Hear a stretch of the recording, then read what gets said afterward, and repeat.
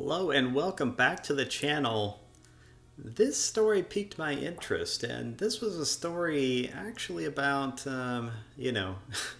and JD. So I know this story has been pretty well covered by now. Everybody's found out exactly how the trial went and the results of it. Of course, there seems to be one particular person that can't just let it go, and she continues to harass her ex about this. But I guess even though she said, I'm just going to move on with my life, she seemingly can't move on with her life. So, since that's the case, well, let's cover a little bit of more details that came out recently. Now, this is an exclusive interview that was on Tug's channel. If you haven't subscribed to his channel and you have any interest in this or related topics, he has an excellent channel. So I highly recommend going and watching this video on his channel. I'm just going to cover a few highlights from it. So let's get into that now.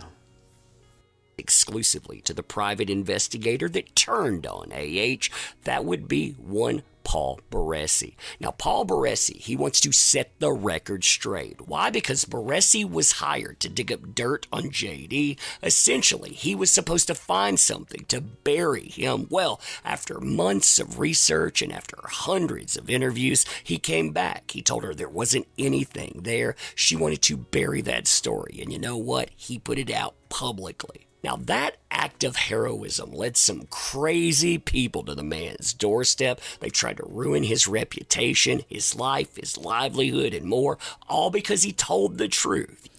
All right, so we're getting into the meat of this. So you already heard what he's going to talk about. So this is an interview that Tug did with, and if you don't know who Tug is, it's That Umbrella Guy. So if you can find That Umbrella Guy, he's on YouTube. Again, has an excellent channel.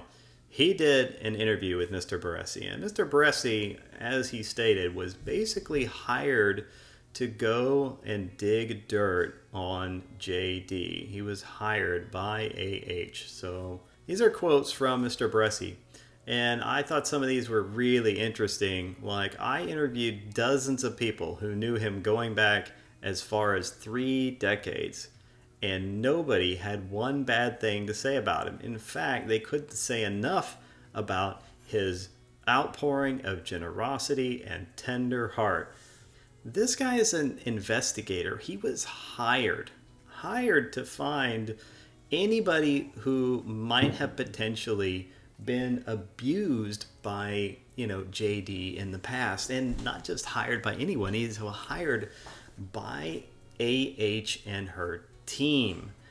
And he went to do a job.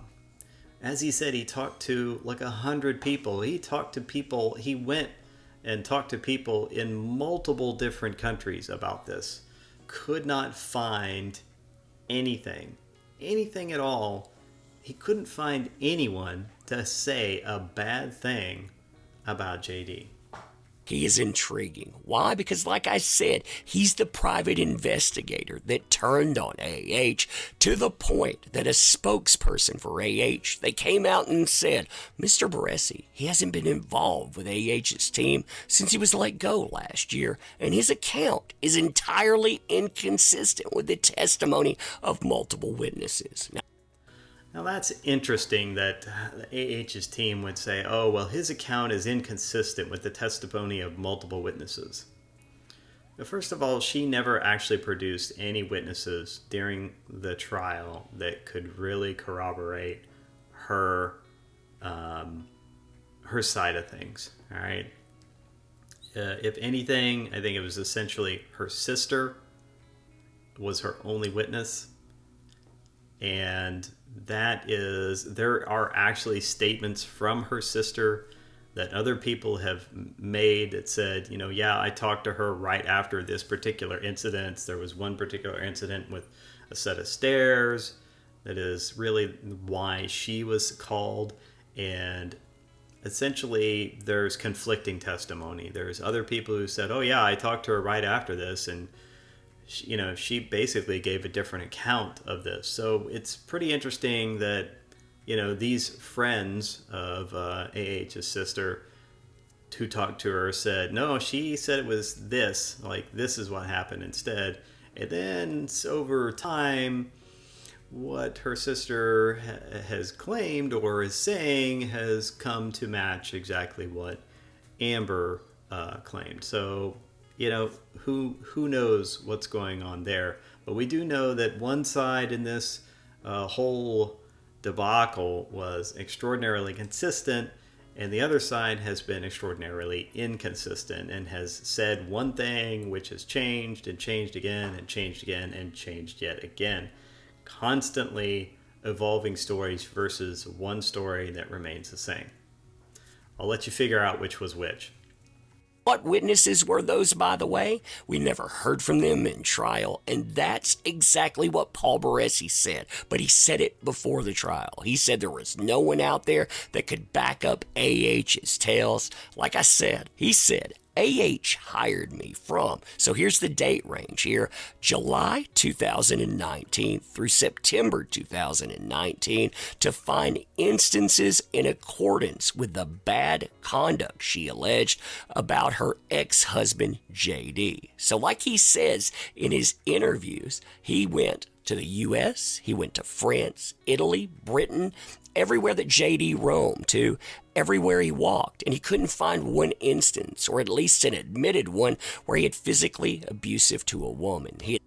Okay, so that's important because he just stated all the countries that he went to, and you also see that he talked to about 100 different people, and nobody, US, France, Italy, Britain, anywhere that Johnny owned property or had been for, a significant amount of time, this guy went there to dig up and find, what was the truth about this guy.